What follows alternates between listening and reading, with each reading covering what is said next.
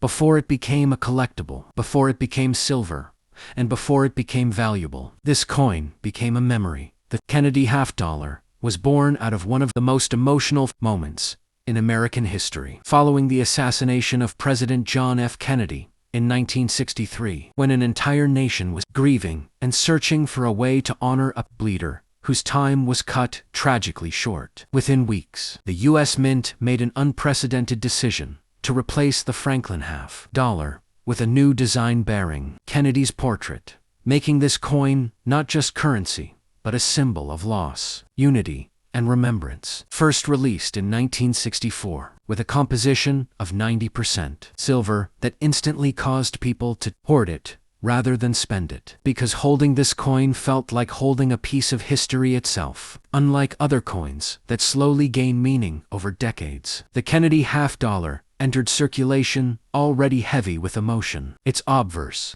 capturing a calm, forward-looking profile of Kennedy, while the reverse displayed the presidential seal, reinforcing authority, legacy, and national identity. As silver prices rose and public sentiment remained strong, later versions reduced silver content and eventually removed it altogether. But the early issues, as those from the 1960s, already secured their place as one of the most saved, collected, and emotionally charged coins in American numismatics, often found tucked away in drawers, albums, and family keepsakes, rather than cash registers, proving that sometimes a coin's true value is not determined by metal, grade, or market price, but by the moment in history it represents and the story it silently carries from one generation to the next.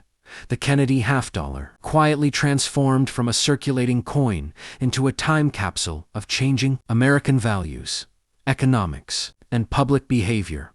Because while the design remained familiar, the story behind it kept evolving with each decade. During the late 1960s and 1970s, rising silver prices pushed the U.S. Mint to reduce silver content, first to 40%, and then remove it entirely, a move that unintentionally created clear historical chapters within the same coin series, turning earlier issues into instant collectibles, while later copper versions became symbols of a shifting monetary system. Despite continued production, the coin slowly vanished from everyday use, not because it was discontinued, but because people kept saving it, associating it with value, memory, and respect, rather than spending power. Banks reported low circulation. Cashiers rarely saw it, and generations grew up recognizing the Kennedy half-dollar more from collections than from wallets, which made it one of the rare cases where a coin survived, not through scarcity, but through sentiment. Over time, special mint sets, proof strikes, and commemorative releases added new layers to its legacy, attracting collectors who weren't just chasing silver content, but historical continuity, while errors, low mintage years, and pristine condition examples quietly climbed in desirability. By the time modern collectors began rediscovering rolls of half-dollars, the Kennedy series had already become a living timeline, how a nation mourns, remembers, adapts, and preserves its history, not in books, but in metal that passes through human hands, waits in forgotten drawers, and resurfaces decades later as proof that some coins were never meant to be spent, only remembered.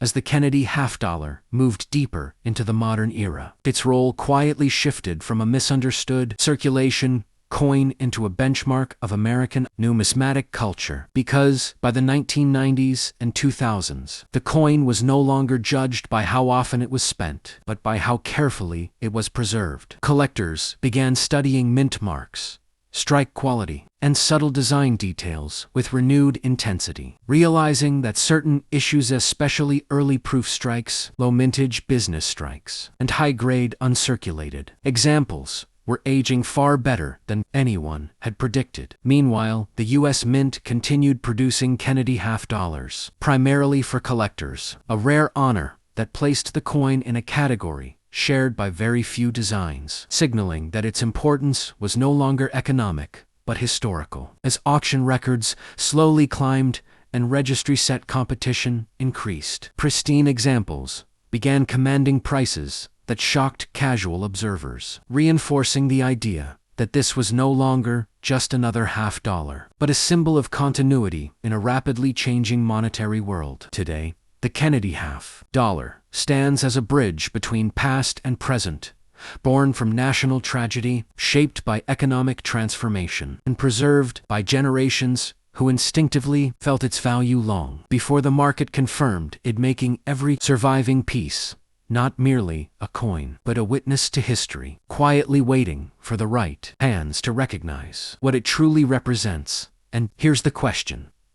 Every collector eventually faces a single half-dollar can carry this much history, memory, and hidden value. What other coins are we holding right now, without realizing what they'll be worth tomorrow?